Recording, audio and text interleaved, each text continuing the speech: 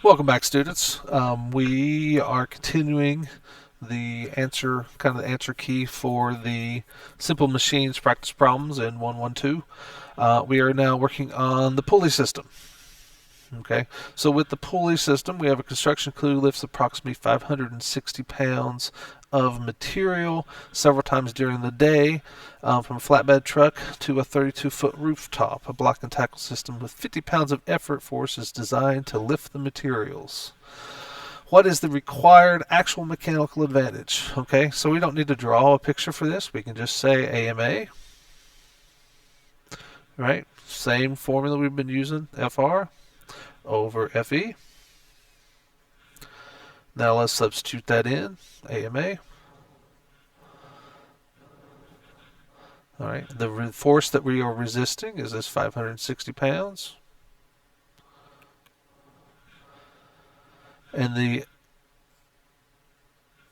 block and tackle system with 50 pounds of effort, so it's going to be 50 pounds of effort, so 50 pounds down here. And then that will give us an AMA equal to 11.2, because again, the pounds cancel. So, how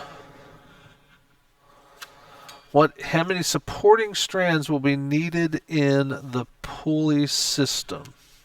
Okay, and if we look at the formula from our notes, IMA for pulleys, right, equals the number of strands. All right, so the number of strands that we have are how many that we need. Okay, so the answer here was 11.2. All right, we can't have 0.2 of a strands. All right, so the number of strands need to be 12. All right, so the final answer is 12 strands.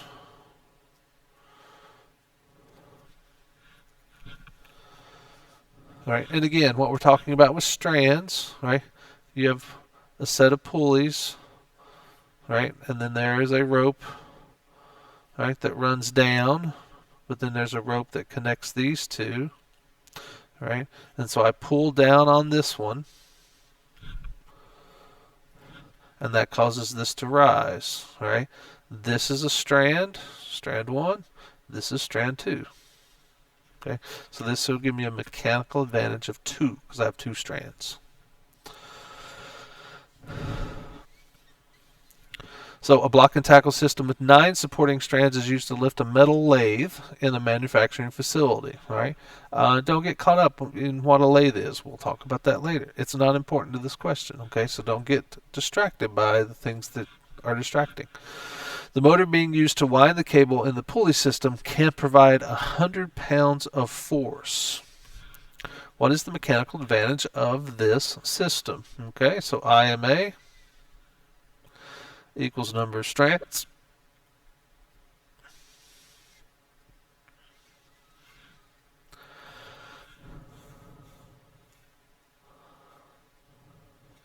If we look at our words here, right, how many strands does it have? Oh, it's got 9 strands. IMA equals 9. All right, so my final answer is IMA equals 9. Right, it gives it to us inside our problem. What is the maximum weight of the lathe? So in this case,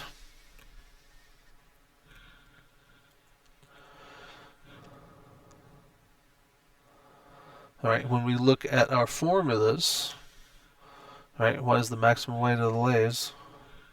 AMA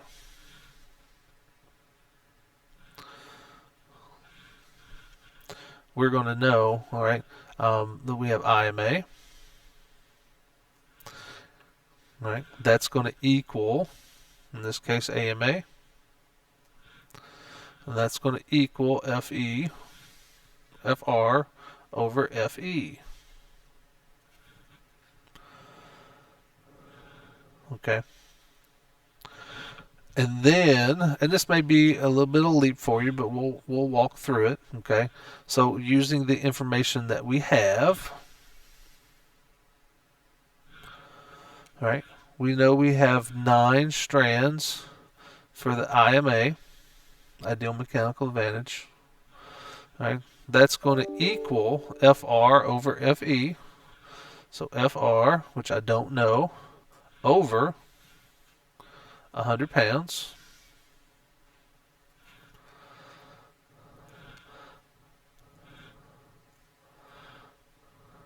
We can take and solve that further.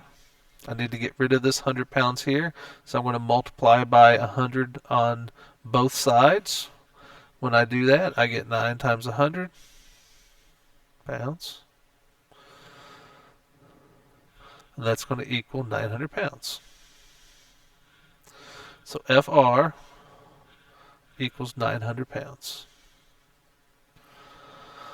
Okay, that's a tough one because making that leap to, okay, in this case, IMA is going to equal to AMA. Ideal mechanical advantage is going to equal the actual mechanical advantage. It's not real world, right? In real world, the actual mechanical advantage is never going to equal IMA because we have frictions, but we can assume if we have frictions, we can make some assumptions to get us close to, and that's because that's the only way we can pull the answer out. Okay, so just kind of try to remember that you can combine these if you need to. Okay. So a civil engineer, if we go to the next one here, civil engineer must design a wheelchair accessible ramp next to a set of steps leading up to a building. The height from the ground to the top of the stairs is 2 feet based upon ADA codes. The slope must be 1 to 12 or less. And remember, it is, right, slope is equal to rise over run. Okay, so it's going to rise 1 foot for every 12 feet or less. Slope is equal to the rise of the ramp divided by the run of the ramp. So that's what I just talked about there. Okay, so let's give this a sketch here. So, all right, we know, all right, we're designing a ramp. So I can draw the ramp in here. All right, so there's my ramp. All right, wheelchair accessible ramp. Height from the ground to the top of the stairs is 2 feet. So I can label this as 2 feet.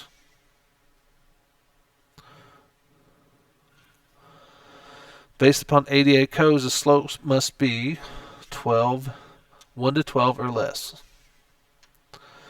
All right, so I have this being my rise. This is my run. I don't know that. All right, and the other unknown here, we may or may not need it, right, is this is my length of my ramp. Okay, and that's all the information we have.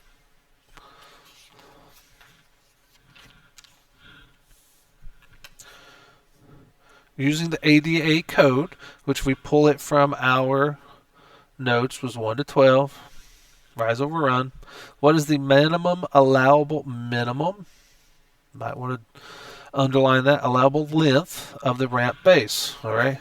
So they're asking, what is the absolute shortest this could be, right, and still meet this requirement? All right. So slope equals rise over run. I just wrote that for you. We can rewrite that, right? We can multiply by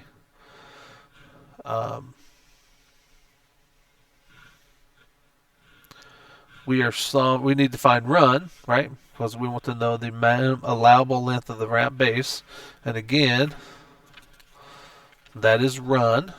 Right, so the minimum allowable length of the base is run.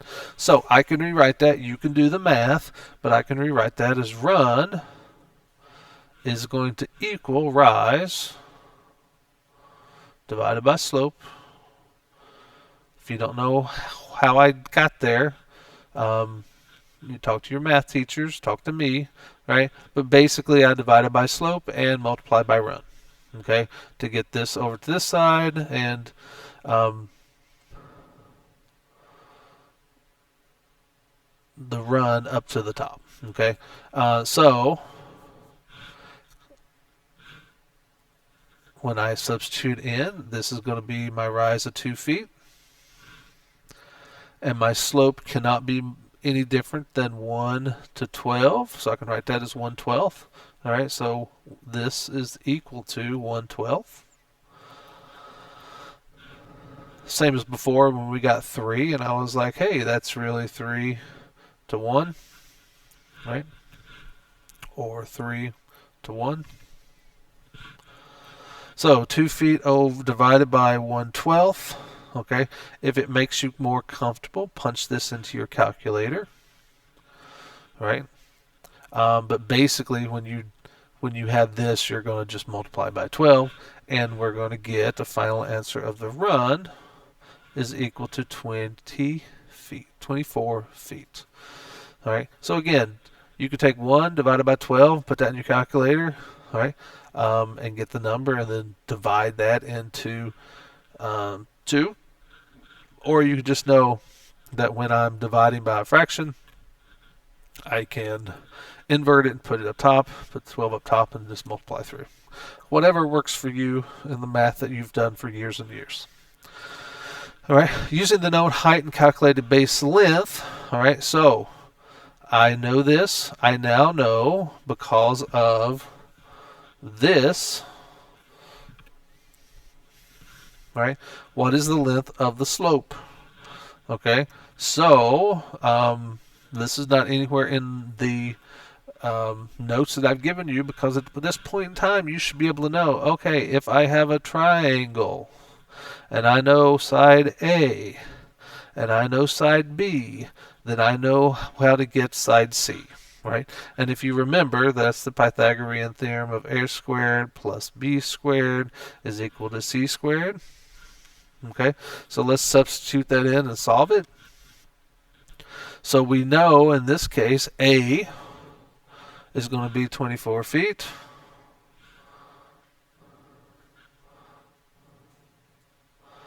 All right, plus the 2 feet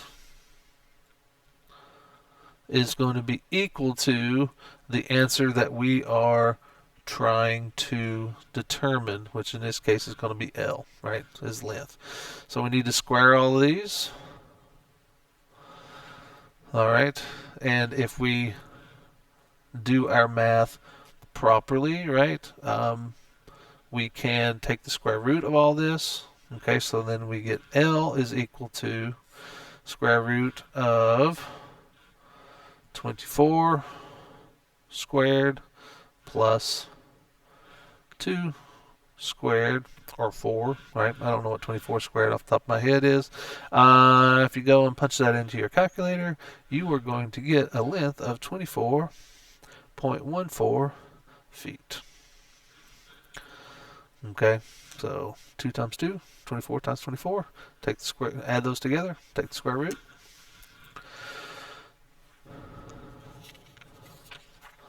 So, what is the ideal mechanical advantage of the ramp?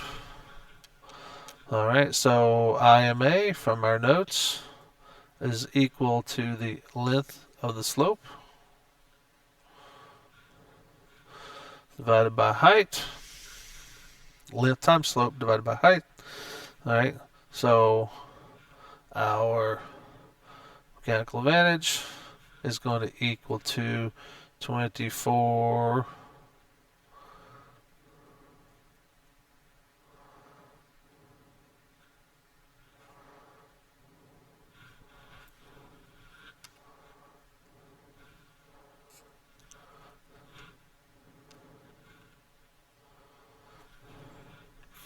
24 divided by, I've lost my train of thought here. So 24.14 24 divided by 2. All right, and that's going to give you a mechanical advantage once you kind of round it off. You get a mechanical advantage of 12. Okay, so 24 and some change. You could figure, that's 0.0042 or something like that. We can just round that off to mechanical advantage of 12. I'll accept that as well. Okay. If a person and a wheelchair have a combined weight of 185 pounds, how much ideal effort force is required to travel up the ramp? Okay, so again, we're back to the IMA is equal to AMA, which is equal to FR over FE. So we know we have this 12.042. I probably wouldn't round since we're going to use this to calculate. Is that equal to 185 pounds over my FE, which I don't know? All right, 185 came from here. So then we can solve for this, FE. All right, 185 pounds divided by 12.042 goes into FE is then going to equal, I should put it over here, FE is going to equal 15.4 lbs, pounds. This comes out to like 15.363. We can round it off. Just like before, this one comes out to 12.042. We can round it off to 12. Okay. And now we have a wedge. All right, we have hydraulic shears. They cut, so they cut things in two. Hydraulic shears are used in manufacturing to cut large sheets of metal. Using hydraulic pressure, the machine pushes a wedge that is shaped as an inclined. All right, so I can say, all right, I got a wedge that's shaped as an inclined plane. All right, so it's not shaped like an axe. It is not bifaced like an axe. An axe looks like this. Okay, to cut the metal. All right, so imagine one side or blade of a pair of scissors. Okay, so I've got this.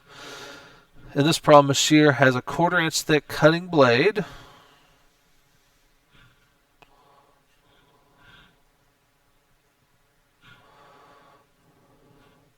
With a 45-degree slope between two sides of the blade. All right, so I'm going to have some dimensions here. All right, I know this is 45 degrees. All right, I know that this length is 0.25. Right, and if I take a point and run it at 45 degrees until it runs out, right, it's going to be exactly, because it's the nature of, because it's halfway between 0 and 90, right, this is going to be exactly the same height. So this is going to be 25, a 1/4 inch as well. This is a 1/4 inch, all right. So this was given to us. I can derive this based upon this 45 degrees. All right, and I know my effort coming down is 2,000 pounds. Okay, this isn't strictly necessary. You can leave it here, but we're going to use this on the next one. Okay, because it's going to say what is the length of the slope, right? And I still have this here. So what is the length? What is this length right here? All right, of this, of that line, right? And so we're back to the a squared,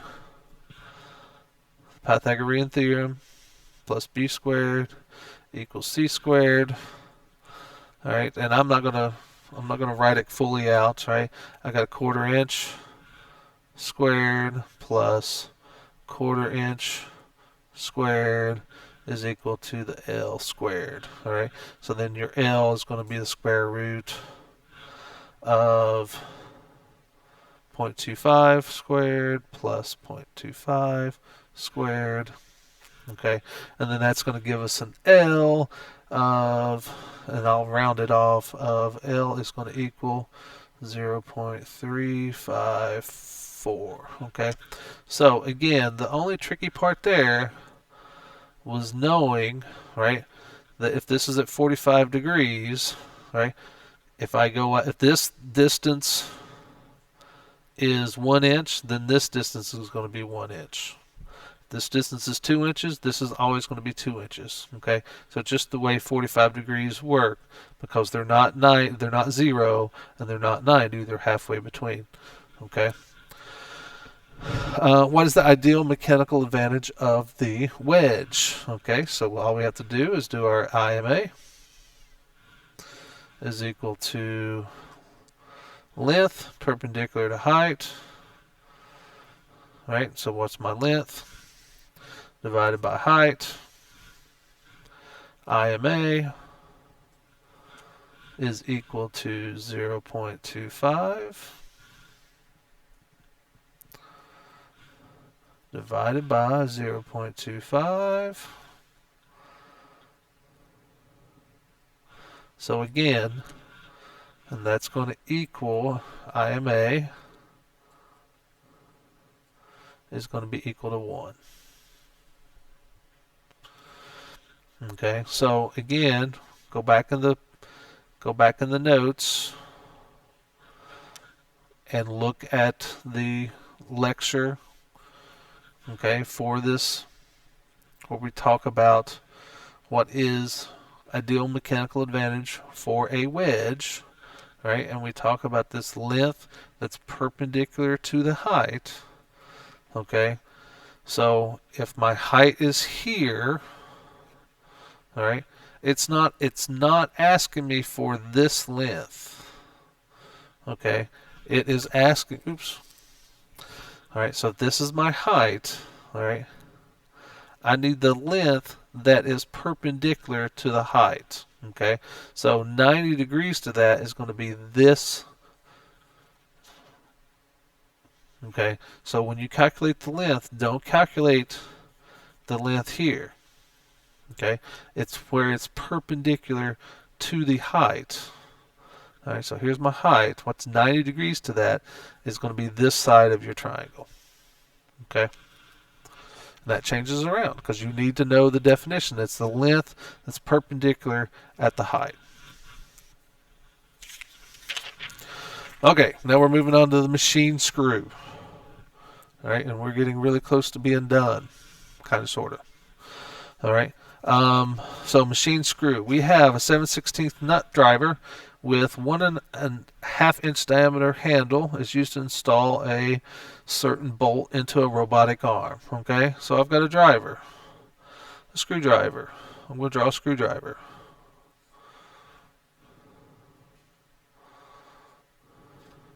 I'm going to draw a screwdriver poorly. It's actually a nut driver. But it will kind of look like a screwdriver, but you got an end for a socket right down here. All right. It has a 1.5 inch diameter handle. Diameter 1.5. Done. All right. It installs a bolt that has a 1/4 inch diameter.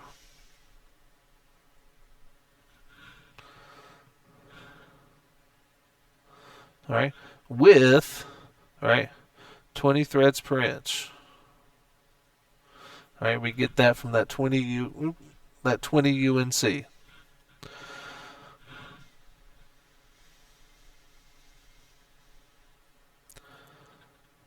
Okay. So, and then we've also know that this end down here is 7/16. Okay. So determine the circumference where the effort is supplied. So circumference equals pi d. Circumference equals pi times 1.5. All right, and then that's going to equal a circumference of 4.71 inches, because this was inches when our units travel.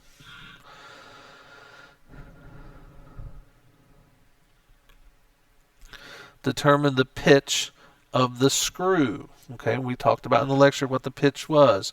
That is how many threads per inch. I'm sorry, that is the distance it goes in one turn. All right, we know there are 20 turns in 1 inch, so we can say, all right, pitch is equal to 1 over, because it's one thread, by the number of threads per inch. So P in this case is equal to 1 divided by 20 threads per inch. Right? We got that from right up here. 20 UNC, 20 threads per inch, coarse threaded. So 1 over 20. Okay, and if I put that into my calculator, my thread pitch is going to be equal to 0.05 inches, right? Because again, this is threads per inch. What is the mechanical advantage gained within the system? So in this case, IMA is equal to circumference divided by pitch. We calculated circumference. IMA is equal to 4.71. In this case, because I'm calculating with it, I'm going to put the non-rounded section. And then this goes into the pitch, 0.0500. And then that's going to give us a final answer of a mechanical advantage equal to 94.2. And the last problem. Ideally, how much force can be overcome if 5 pounds of force is exerted? And again, we got to break out. I'm going to do it up here where it's blank. Right? I got to break out the IMA is equal to the AMA, which is equal to FR over FE. All right. And if we go and we simplify that, oh, that's a terrible arrow. All right. We can say that FR is going to equal IMA times FE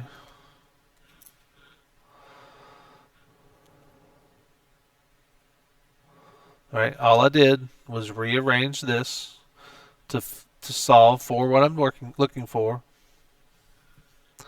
And so then I can plug it in. FR is going to equal